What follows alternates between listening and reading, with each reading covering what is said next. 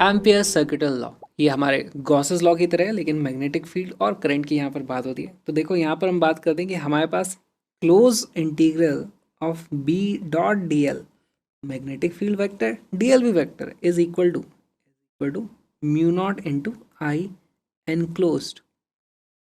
तो इसको किस तरीके से समझना है, सबसे पहली बात तो यहाँ पर मान लो मैं इस तरीके से, मेरे पास दो वायर हैं, एक में इस तरीके से आ रहा है 2 एम्पियर का करंट, दूसरे में इस तरीके से आ रहा है 3 एम्पियर का करंट। अब यहाँ पर उसमें हम गॉसियन सरफेस मानते थे, यहाँ पर हमें एक सर्किट, एक लूप मानना होता है ना, एम्पीरियन लूप उसको आप बोल दो। और इस तरीके से लूप मानो कि उसके अंदर से ये चार्ज है। तो यहाँ पर अब मैं इसको ऐसे बना देता हूँ भाई, ये हमारे पास तरीके से, ये मैं ओपन दिखा रहा हूँ लेकिन एक्चुअली वो पूरा का पूरा क्लोज होता है। वो दिखा दिया ताकि आपको कन्फ्यूजन ना हो कौन सा पार्ट आगे है कौन सा पार्ट पीछे। ठीक, अब इस लूप में भी मेरे पास दो ऑप्शन है कि मैं जो बी डॉट डी एल कर रहा हूँ, देखो मैग्नेटिक फील्ड क्या होता है, वायर के कारण मैग्नेटिक फील्ड ऐसे या ऐसे इस तरीके से मैग्नेटिक फील्ड होता है। तो मैग्नेटिक फील्ड इधर है और मैं डी एल भी इसी तरीके से ले रहा हूँ, या फिर डी एल में उल्टे डायरेक्शन में ले रहा हूँ। तो मेरे पास दो तरीके के ऑप्शन हो सकते हैं। तो यहाँ पे किस तरीके से समझेंगे, मान लो मैंने यहाँ पर डी एल छोटे छोटे ये ले लिए, ये है डी एल, है ना, ये छोटा सा डी एल इस तरीके से है, यहाँ पर ये डी एल इस तरीके से है ना, ये सारे छोटे छोटे वेक्टर हैं। ऑलराइट, इन सभी जगह पे मेरे पास मैग्नेटिक फील्ड भी होगा। तो यहाँ पर मैग्नेटिक फील्ड इधर है, यहाँ पर मैग्नेटिक फील्ड इधर है, यहाँ पर मैग्नेटिक फील्ड इधर है। इस तरीके से अब आप देखोगे यहाँ पर मैं एक पर्टिकुलर सेंस में इस तरीके से घुमाना की कोशिश कर रहा हूँ अपने उसको इस तरीके से। तो अब जिस तरीके से मैं घुमा रहा हूँ उसके अलॉन्ग आप उंगलियों को कर्ल करो, ऊपर की तरफ वाला जो डायरेक्शन है उसको आपको पॉजिटिव करंट मानना है। तो इस केस में हम देखेंगे कि 2 एम्पियर पॉजिटिव वाला करंट होता है, ये 3 एम्पियर नेगेटिव वाला करंट होता है।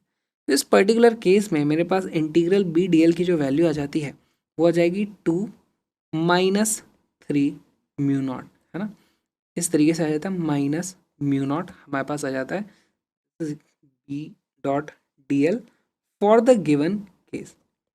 तो आपको इसका सेंस समझने की ज़रूरत है। यहीं पर अगर मैं इसको उल्टे तरीके से घुमाता है ना, तो मेरे पास आंसर पॉजिटिव म्यू नॉट आ जाता। अब एम्पियर सर्किटल लॉ के ऐसे तो क्वेश्चन ज़्यादा नहीं आते, लेकिन इससे हमें अलग अलग तरीके की चीज़ों के हम मैग्नेटिक फील्ड पता कर सकते हैं।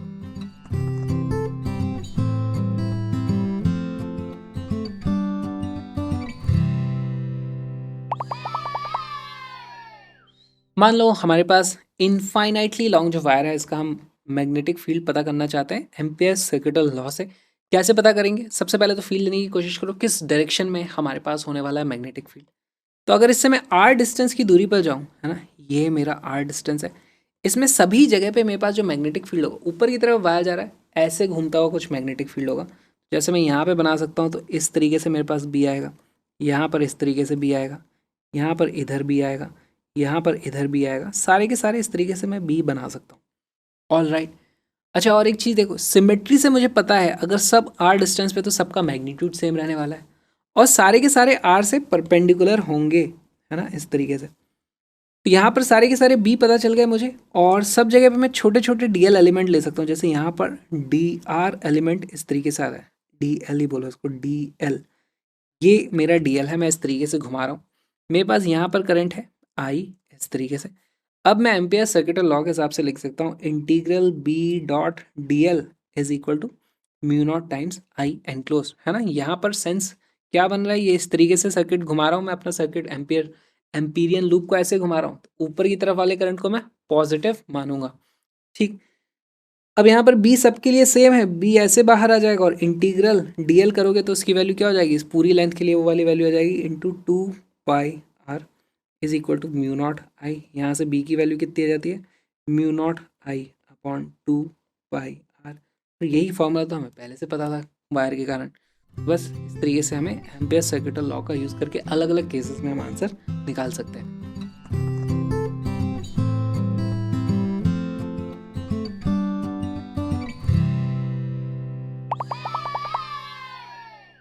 हॉलो सिलेंडर, अगर हॉलो सिलेंडर में से कुछ करंट जा रहा है तो वो सारा का सारा करंट ना उसमें, ये सिलेंडर में से इस तरीके से हमारे पास करंट जा रहा होगा, और इसमें हमारे पास दो पॉइंट्स हमें कंसिडर करने होंगे।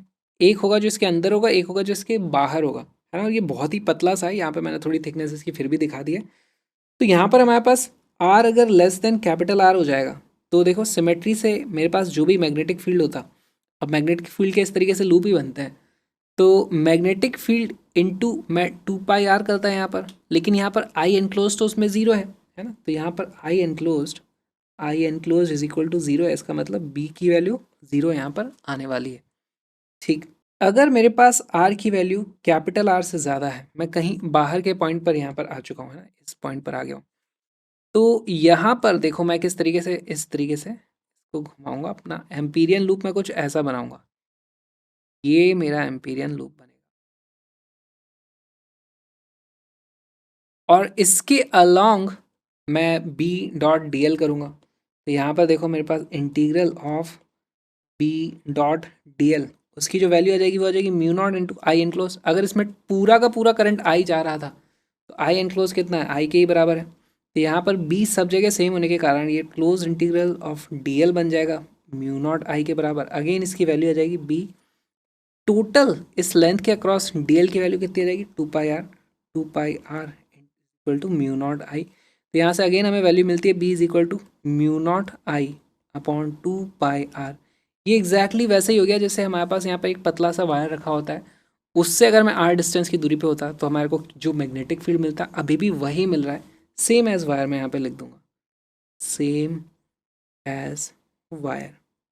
तो अगर हम इस हॉलो सिलेंडर के बाहर हैं तो ये वायर की तरह बिहेव करता है, उसके अंदर आ जाते हैं तो मैग्नेटिक फील्ड की वैल्यू ज़ीरो हो जाती है।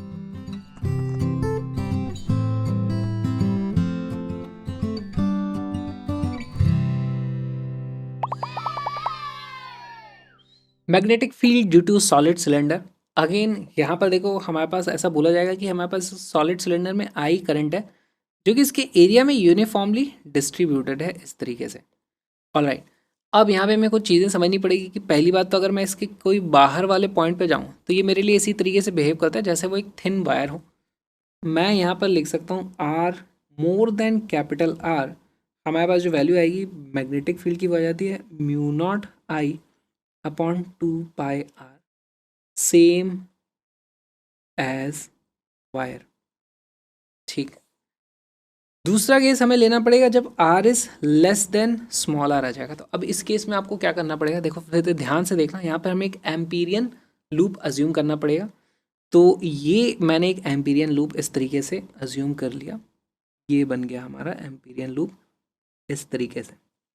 ठीक, इसके अक्रॉस मैं यहाँ पर इस सेंस में अगर इसे बात करूँ तो देखो यहाँ पर ये मैग्नेटिक फील्ड है बी, यहाँ पर ये मैग्नेटिक फील्ड है बी, यहाँ पर इस तरीके से मैग्नेटिक फील्ड होगा बी, इस तरीके से मैं बातें कर सकता हूँ। और मैं यहाँ पे लिखूंगा total integral B dot D L की जो वैल्यू आ जाएगी वो आने वाली है mu naught into I enclose. Okay, B dot D L, अब देखो इन सभी जगह सिमेट्री से बी की वैल्यू सेम रहने वाली है, डी एल इसमें आप पूरा घुमाओगे तो वैल्यू आ जाएगी 2 पाई आर के बराबर। तो ये आ जाएगा मेरे पास B into 2 pi R will be equal to mu naught into I enclose. इस लूप के अंदर कितना चार्ज है, तो यहाँ पर जो आई था वो पूरे चार्ज पूरे एरिया में डिस्ट्रीब्यूटेड था। मैं लिख सकता हूँ I upon pi R square, pi into capital R का स्क्वायर मल्टीप्लाइड बाय अंदर वाले का एरिया है पाई इंटू स्मॉल आर का स्क्वायर। यहाँ पर पाई से पाई कट जाता है, इस तरीके से हमारे पास आर से ये आर भी इस तरीके से कट जाता है। हमारे पास वैल्यू आ जाती है magnetic field is equal to mu naught I upon, इसको मैं लिख सकता हूँ 2 pi R multiplied by R upon R, मैं इस तरीके से लिख दूंगा। तो ये mu naught I upon 2 pi R क्या चीज़ है, ये है इसकी सरफेस पे हमारे पास जो मैग्नेटिक फील्ड होता। और उसके बाद हम देखते हैं कि हमारे पास लीनियर वेरिएशन आ गया है, तो उसका जो ग्राफ भी बनेगा ना वो बहुत इंपॉर्टेंट है, कई बार सवाल में ऐसे ही पूछ लिया जाता है। तो वो कुछ इस तरीके से हमारे पास ग्राफ आता है, ये हमारे पास एक लीनियर वेरिएशन आता है यहाँ पे, है ना, इसका आपको ध्यान रखना पड़ेगा।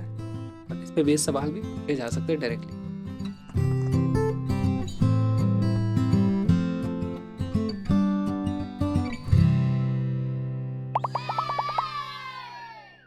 एम्पियर सर्किटल लॉ का एक बहुत ही अच्छा एग्जांपल है ये। An infinitely long hollow conducting cylinder with inner radius r by 2 and outer radius capital R carries a uniform current density along its length.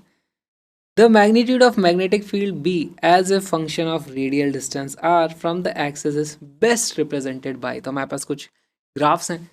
अब इसको आप किस तरीके से अप्रोच करोगे, देखो एक चीज़ तो हमें पता है कि यहाँ पर हमें कुछ इस तरीके से करंट डेंसिटी दी हुई है, तो उसको आप क्या समझोगे, वो है हमारा चार्ज पर यूनिट एरिया। ठीक है। अच्छा, अगर मैं इसके अंदर बात करूं, है ना, ये R/2 से अंदर की मैं बात करूं, तो यहाँ पर आप कोई भी एम्पीरियन लूप इस तरीके से बनाओगे, उसके अंदर कोई भी करंट नहीं है। तो करंट नहीं है तो अंदर तो हमारे पास मैग्नेटिक फील्ड की वैल्यू ज़ीरो आने वाली है। तो ज़ीरो से R/2 तक हमारे पास वैल्यू ज़ीरो आएगी, ज़ीरो आएगी, ज़ीरो आएगी। ये सारे ऑप्शन हो सकते हैं, ये वाला ऑप्शन तो नहीं होने वाला है, इसको मैं अभी रिजेक्ट कर देता हूँ। ज़ीरो से R/2 तक हमारे पास मैग्नेटिक फील्ड की वैल्यू ज़ीरो आएगी। ऑलराइट। इसके बाद अगर आप R/2 से सॉरी कैपिटल R से आगे जाओगे तो अगेन ये एक वायर की तरह काम करेगा। वहाँ पर हमारे पास ये वाला वेरिएशन आएगा, ये वाला वेरिएशन आएगा, ये वाला वेरिएशन आएगा, किसी को रिजेक्ट नहीं कर सकते। हमें देखना है यहाँ से यहाँ तक हमारे पास ये या ये कौन सा वेरिएशन आने वाला है। अब वीडियो को पॉज करो, क्वेश्चन को सॉल्व करो।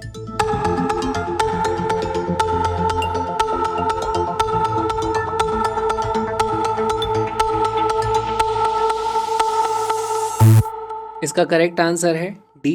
कैसे आया मैं वैसे भी बता सकता हूँ देख के। देखो जब भी मैं यहाँ पे एम्पीरियल लूप बनाऊंगा और इस तरीके से उसका रेडियस धीरे धीरे बड़ा करता जाऊंगा, तो एक टाइम आएगा मैं इसकी सरफेस पे आ जाऊंगा। तब तक हमारे पास मैग्नेटिक फील्ड की वैल्यू ज़ीरो थी।